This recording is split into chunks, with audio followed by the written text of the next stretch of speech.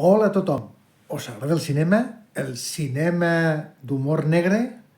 Doncs vinga, quedeu-vos que avui analitzarem una molt divertida.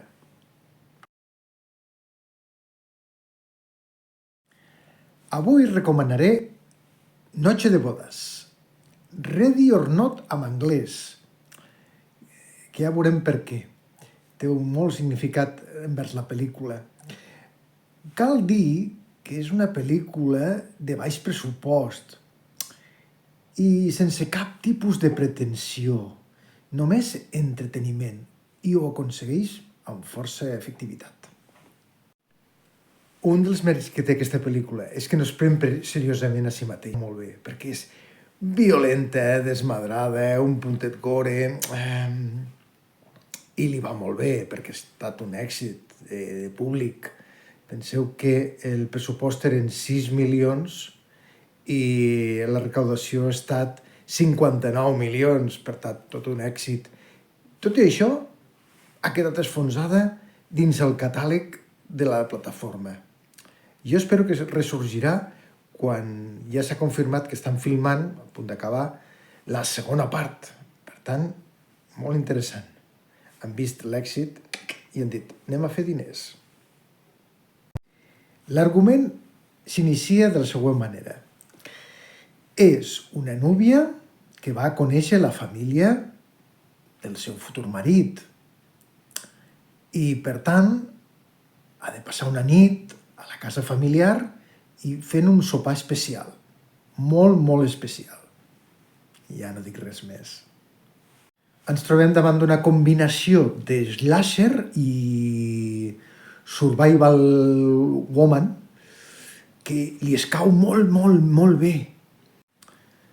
Potser li podríem demanar una mica més de crítica social? No, no li cal, perquè realment és un divertimento. Tenint un ritme trepidant i violent tota l'estona que no deixa respir a l'espectador. La protagonista absoluta de la pel·lícula és Samara Weaving, neboda del Hugo Weaving, que realment un actor australià brutal. I està fent una carrera molt curiosa. Està triant uns papers molt ben triats, molt ben escollits. Va participar a 3 anuncis a les afueres, o per exemple va protagonitzar The Babysitter, també un slasher molt curiós. Per tant, alerta amb ella. Li hem de seguir la pista perquè és bona actriu i és molt guapa. I com a secundària estel·lar apareix Andie MacDowell. Us en recordeu d'ella? Sí, ha fet pel·lícules molt, molt bones als anys 90. Per tant, cal atenció amb ella. I finalment, si us heu animat a buscar-la, doncs vigileu no confondre's amb una altra Noche de bodas. Per tant, hi ha dues pel·lícules. Una, la que estem parlant, Noche de bodas del 2019, amb Samara Weaving, i l'altra és una comèdia mexicana molt típica d'embolics que també es diu Noche de bodas, del 2025. Depenent de quin tipus de comèdia busqueu, doncs ja sabeu triar.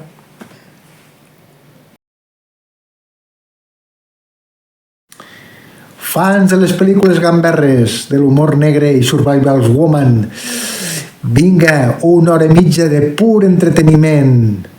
Noche de bodas, Ready or Not.